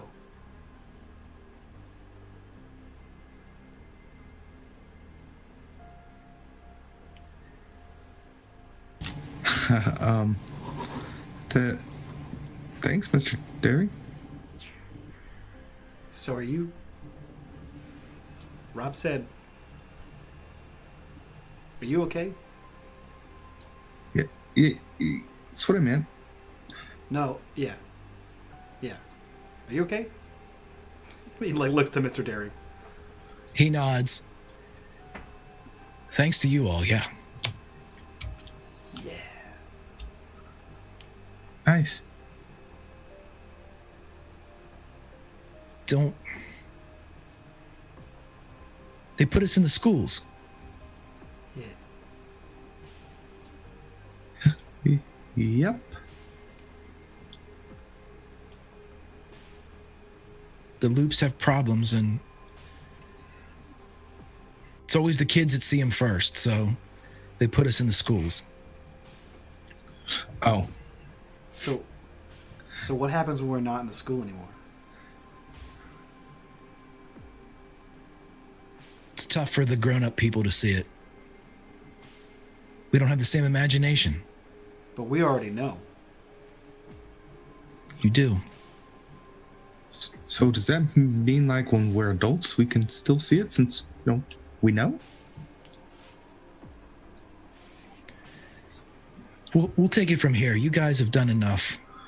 He nods at Shannon. You all have done enough. Rob's gonna look over at Mitch and maybe at Jerry. I almost called you Stan for some reason, and I don't know why.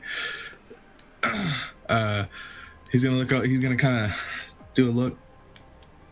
I mean, Mr. Derry, we're already kind of in it.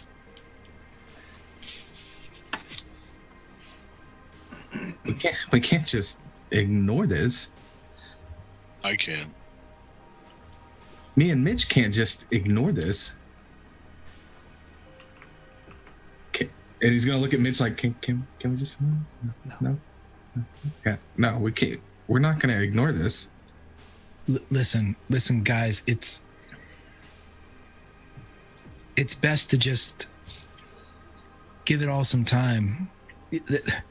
There are no Decepticons. It's just things go wrong. These loops, they can contact different places, and they feed off of the fears of the area around, and they just drug Decepticons because that's what you guys started calling them. And apparently there was some type of problem, and Mitch, your father, he must be working for the loop still. Yeah. I don't know, but In the future. yeah, but it's not Transformers. It's just what you thought it was. No, we saw them transform. Yeah, Mr. Derry, they literally transformed. I transformed. Well, I mean, they were literally robots. I was literally a robot. just give it some time, everyone. It's you can come talk to me whenever you need to, but the government will take care of the rest of this. It's already being taken care of. It's a gas leak, after all. Okay, Mr. Derry. Shannon leans over to Rob and she's like, something's wrong. Yeah. He doesn't want us to get hurt. He's a kind and caring person, I understand. No, we should leave. Oh. Yeah. Well, it's getting kind of late. An old dusty trail. Time to hit the old dusty trail. No, he's gonna kind of look at Mitch and Stan, Jerry, kind of.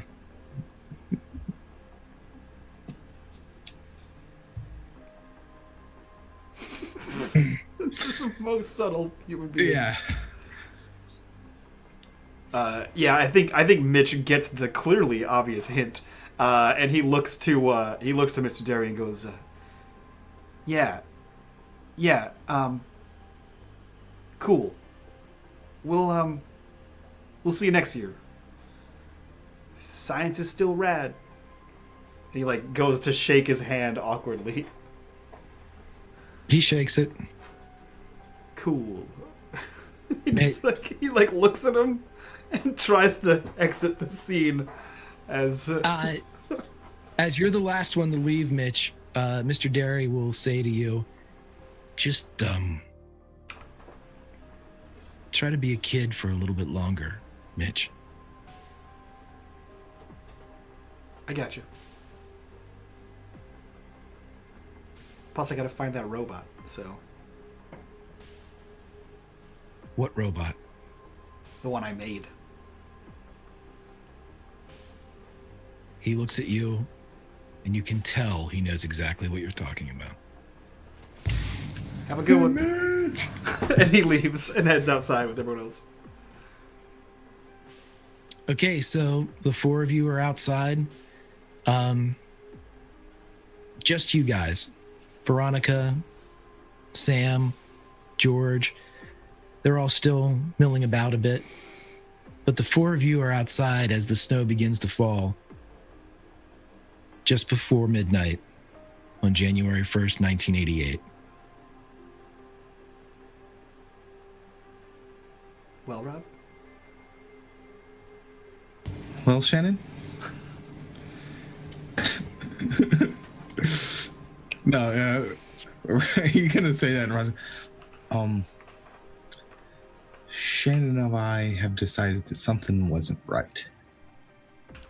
Oh, Shannon and I. Yeah, something felt off. Did you know? Gonna look at Shannon like, am I at this? No. They're just not on the same wavelength as us. Yeah, there's just, not on the same wavelength. Mitch scoots over and like nudges Jerry, goes, same wavelength. Yeah, I don't know. Mr. Derry's always been a dick. The bell rings from behind as a couple of the crystals clink together, as Ben stumbles out and runs over to you all and looks around and looks, what's going on? I don't know. I think Rob and Shannon are dating. What? That's... Come here, Ben. And he's gonna like grab him like no. And as soon as the noogie is over, the clock strikes midnight as 1987 becomes 1988. And Ben looks at Shannon and Rob expecting something that all people that are going steady do.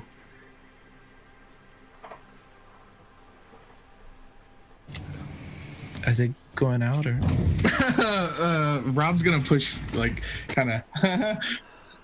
Hey, go Ben. Just because he's acting that way, Shannon is definitely gonna go in to kiss him. Just because all of them would flip their shit.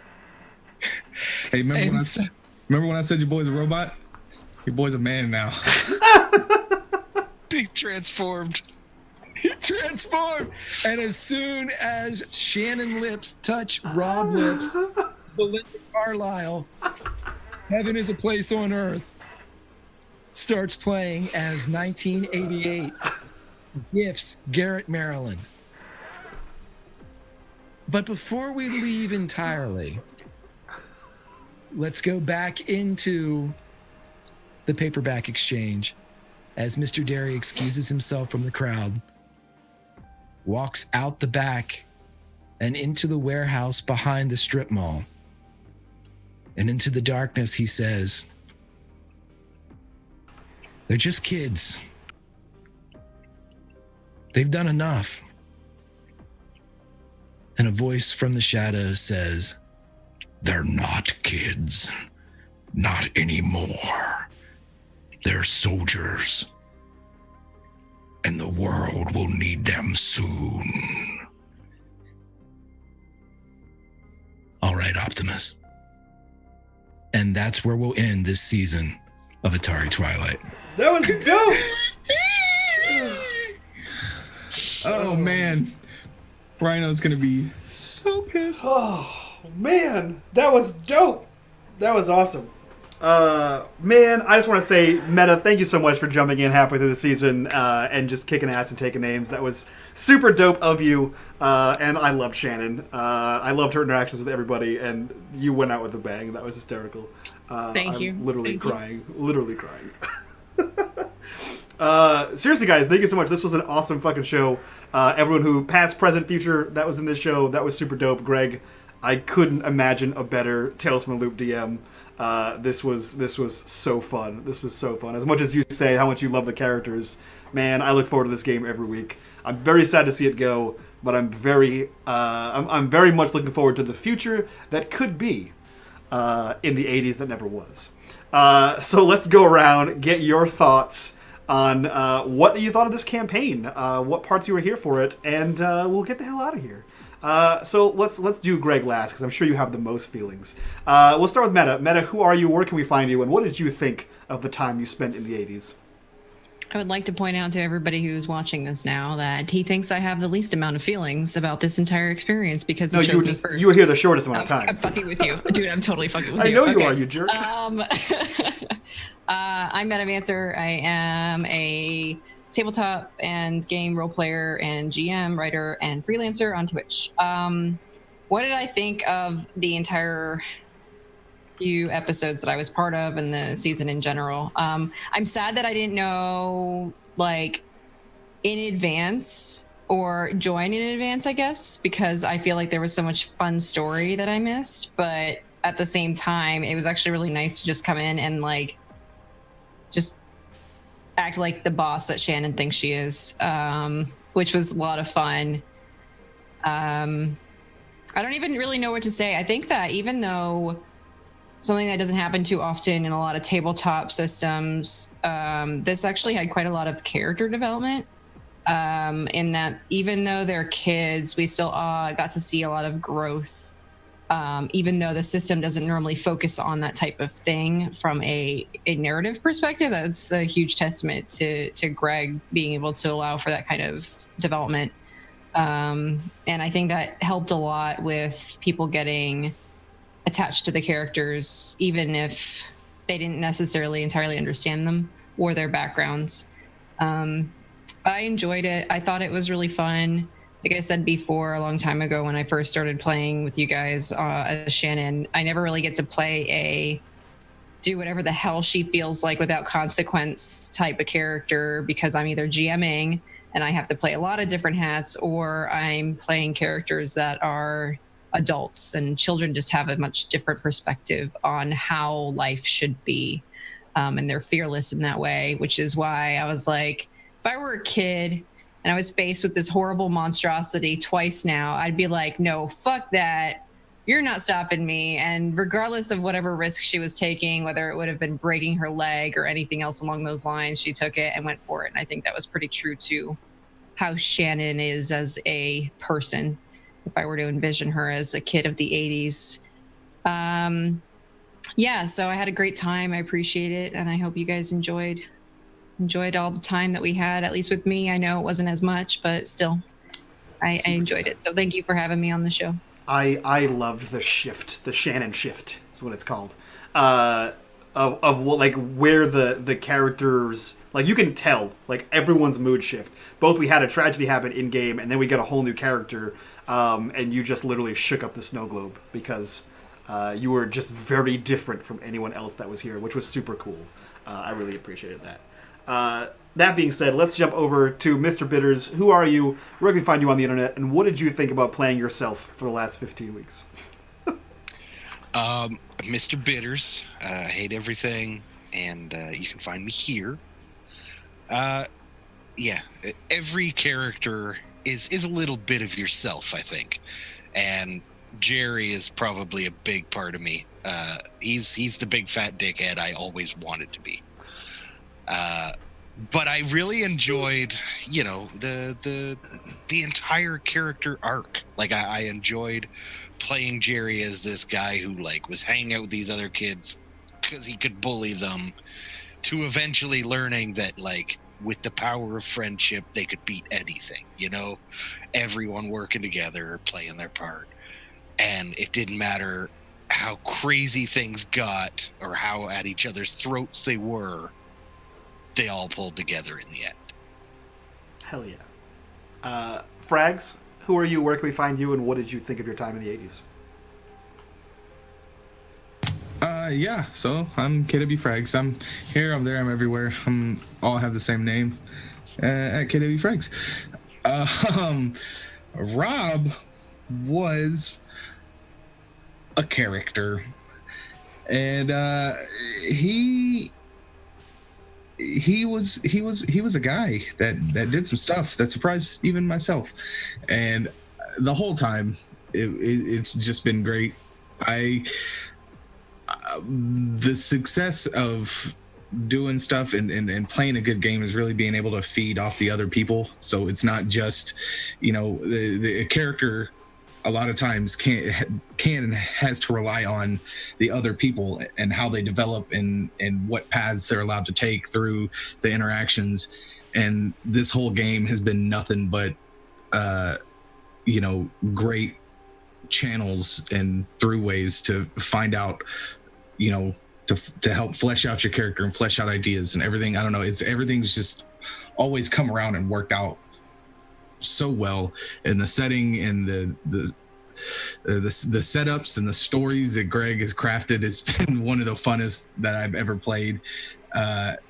It's just been all around a good time, and Meta jumping in and kicking a lot of asses into gear was a nice change in different pace, and it was like going in a whole nother gear, and it was super fun having to engage in a different character type than what the group dynamic had been from the start. And it was challenging, but it was fun. And this game itself has helped me grow as you know, a role player and understanding the dynamics. And this has just been awesome, yo. Also, your boy's a robot, man, so it's been hella fun. Fucking awesome. Yeah, can't wait to hit it up in 88. Heard great things happen that year. It's true. 88 was a good year. So I thought before we give this away to Greg, I had a fucking blast. Everyone knows it. I keep talking about this game. I've had so much fun. It's one of my favorite systems. Like I said, Shannon jumping in shook everything up. I've talked about that before. I loved how until you showed up, Meta, everyone was like, all right, Mitch, what's the plan? And then you were like, fucking A! And you just shook everything up, and that threw Mitch off entirely because he was used to everyone being like, all right, yeah, we're just going to do that. That sounds like a great plan. So I very much like that was a huge growth moment for Mitch because he didn't have anyone else to call him on his bullshit. The closest he had was like butts. But that was like more like friendly ball busting than anything. So I super loved that moment. I loved everyone's character growth over the course of this, especially Jerry, who was that hard ass and now is like a mush pile, despite whatever he wants to be. Super fun time. Greg, wonderful, amazing DM. As always, this game was super awesome. I've never been disappointed with a game I played with you or in your games, and this is right up there. Chat loved the game, the community loved the game, YouTube loved the game, everywhere is loving this game. So I'm super excited to see what the future brings for the Atari Twilight crew and or people, but we'll have to keep that under wraps for now. That being said, Greg, tell us, who are you, where can we find you, and what did you think of your time in the 80s? Okay, I'm going to sum up what I think of my time in the 80s just because I saw in chat where Meta just put down secretly Shannon definitely likes Rob, and my heart soared. Not because I'm a DM, and I know these people aren't real. I know these characters are creations of these wonderful creators that are around me. I love these characters. I've said it before. Shannon's inclusion was absolutely fantastic for every reason that's been stated, but no more so than the fact that in this final episode, it broke down where Rob and Shannon went in opposite directions to achieve the same goal, and all this broke down, and then they ended up kissing on New Year's Eve, which was just Shannon trying to fuck with everybody else. And then in chat, which I consider to be fucking canon, secretly likes Rob because this I'm glad. I'm glad, because if I had said it on camera, right, it wouldn't have had nearly the same effect until just now. So, Meta, I'm telling you what, I'm like the fucking Grinch. My heart grew like 8 sizes when I read that. And so when I saw that's the fact that Rob got that done. I'm just so proud of all these characters, and not to be condescending at all. I just absolutely am a huge fan. I loved my time in 1987. I was able to, going over these Spotify playlists, I will continue to listen to them because I had such a blast picking out the songs for each episode, naming each episode, which I did back in the summer, and just kind of playing through everything that came up with you all. I thank everybody that you see here. I thank Haley. A huge thanks to Rhino. Just played his ending so well before he went off to Germantown. But this has just been a highlight of playing, and it's because of these people. And it's because of chat, and it's because of the nice comments, and it's because of Prax saying every Tuesday morning, this is the best part of Tuesday, when the Spotify playlist would go up. Once again, if I'm the Grinch, every time I hear stuff like that, the heart gets a little bit bigger. So my love to all the players, to chat, to this community, and to the 80s. Until next time, I am Grimjack21502 on the Twitches and the Twitters. Join me here, join me there, but keep listening to Spotify. The 80s will never die. That being said, guys, this is our final sign-off from the 80s that never was. Thank you for being here for Atari Twilight. Thank you for showing up every week. Thank you for the fan art that was drawn. Thank you for hyping it up for the playlist and in the Discord. If you guys loved this show, send it to your friends. Talk about it in our Discord. And that's it. That's it, guys. We'll see you next time for the next finale of the week. And with that being said, we're done. We're done with the 80s. So let's go raid our friend Encounter Roleplay, and we'll get the hell out of here. Bye-bye.